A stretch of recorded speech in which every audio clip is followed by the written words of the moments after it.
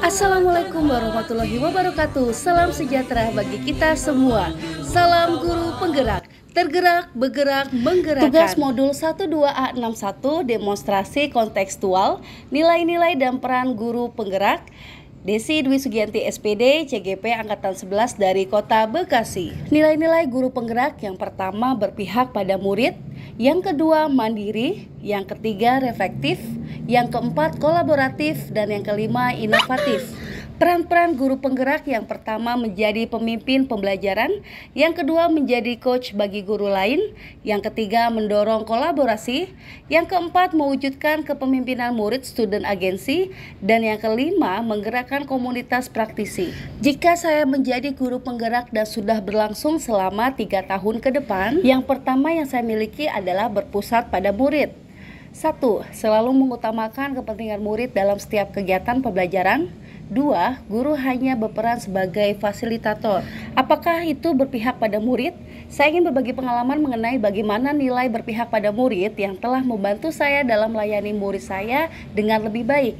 Lebih lanjut, nilai ini telah menjadi fondasi penting dalam pendekatan saya sebagai seorang pendidik. Saat saya mulai mengimplementasikan prinsip berpihak pada murid, saya menjadi lebih peka terhadap kebutuhan dan kepentingan setiap siswa di kelas saya. Maka dari itu, saya menyadari bahwa setiap murid memiliki potensi unik dan cara belajar yang berbeda. Sehingga dengan memahami perbedaan ini, saya mulai merancang pembelajaran yang lebih inklusif, mempertimbangkan berbagai gaya belajar, tingkat kemampuan dan minat mereka. Selain itu, saya juga lebih sering berinteraksi dengan siswa secara individual. Saya mendengarkan aspirasi mereka, merespon pertanyaan, serta memberikan bantuan tambahan jika diperlukan. Hal ini menciptakan ikatan yang lebih kuat antara saya dan murid-murid saya di sekolah, sehingga mereka merasa lebih nyaman dalam belajar. Pembelajaran yang berfokus dan berpihak pada murid ini juga saya terapkan dengan terus berinovasi dan meningkatkan kreativitas yang saya laksanakan dalam pembelajaran di kelas atau di sekolah.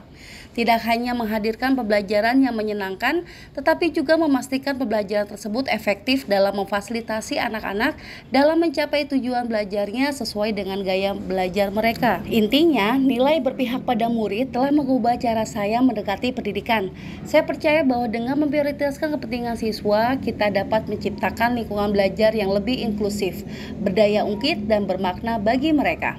Lebih lanjut, itu adalah bagian dari perjalanan saya untuk menjadi seorang pendidik yang lebih baik, yang selalu berkomitmen untuk melayani dan mendukung perkembangan setiap siswa secara optimal. Yang kedua, nilai inovatif.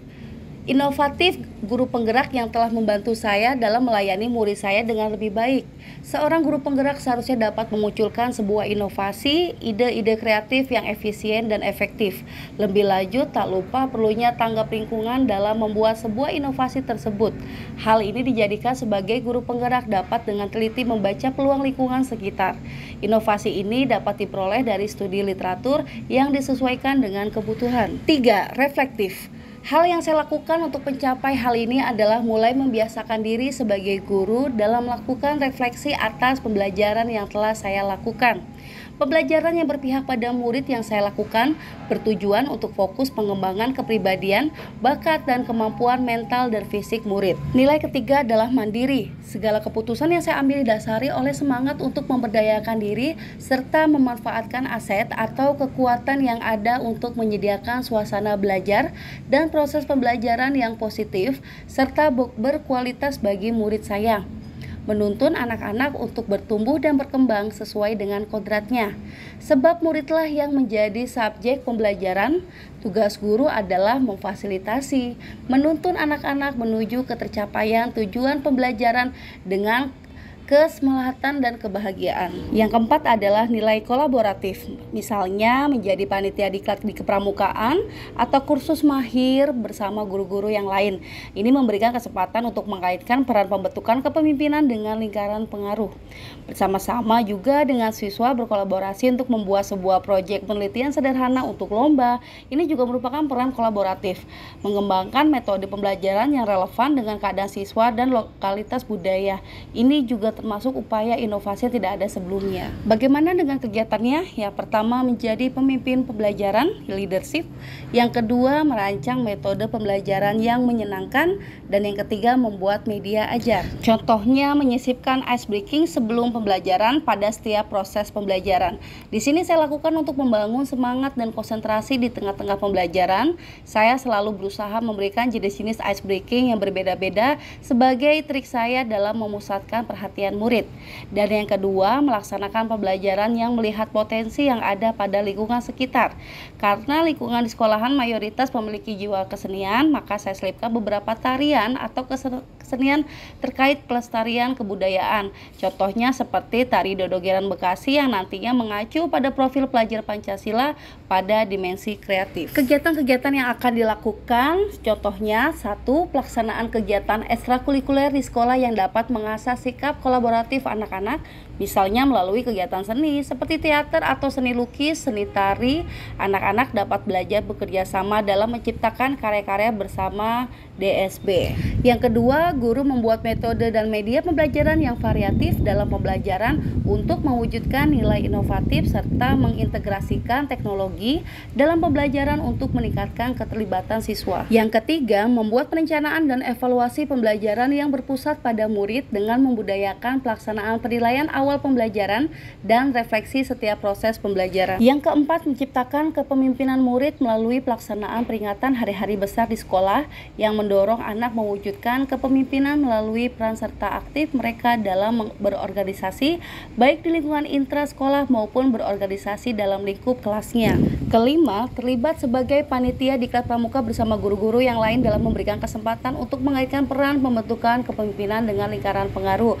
Contohnya, untuk menjadi seorang pembina lengkap, guru-guru harus mengikuti kursus mahir dasar dan kursus mahir lanjutan. Yang keenam, mengutamakan musyawarah dengan rekan guru lain untuk memecahkan permasalahan yang dihadapi oleh siswa, baik melalui rapat rutin ataupun diskusi lepas. Ketujuh, sebagai wujud peran kolaboratif, misalnya bersama-sama dengan anak-anak atau murid, berkolaborasi untuk membuat sebuah proyek penelitian sederhana untuk lomba atau kegiatan pengembangan diri lainnya. Yang kedelapan, melatih siswa untuk melakukan presentasi di depan kelas atau membimbing anak dalam mengembangkan kemampuan public speakingnya.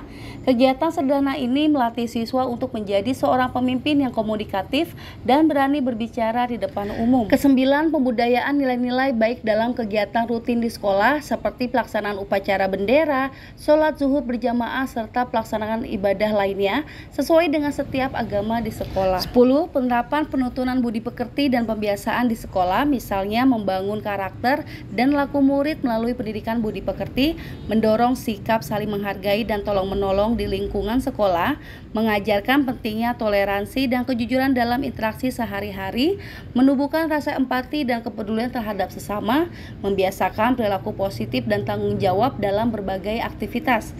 Di mana hal pertama yang harus dilakukan dalam mewujudkan pembiasaan baik ini adalah dengan senantiasa menjadi teladan terlebih dahulu bagi anak-anak atau murid. Strategi penguatan untuk mengembangkan atau mengimplementasikan ke depannya, yang pertama, memperluas jaringan dan selalu berusaha mengadakan kegiatan yang berorientasi pada siswa, mengutamakan kepentingan pertumbuhan murid sebagai dasar bertindak, merancang kegiatan yang dapat mengembangkan potensi dan bakat murid, sharing dengan teman sejawat mengenai ide yang dimiliki, melaksanakan kegiatan yang menarik sesuai dengan apa yang dibutuhkan murid dan menjadi pamong bagi peserta didik.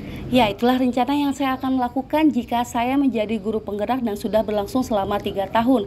Terima kasih. Billahi taufiq wal hidayah. Wassalamualaikum warahmatullahi wabarakatuh. See you next time. Bye-bye.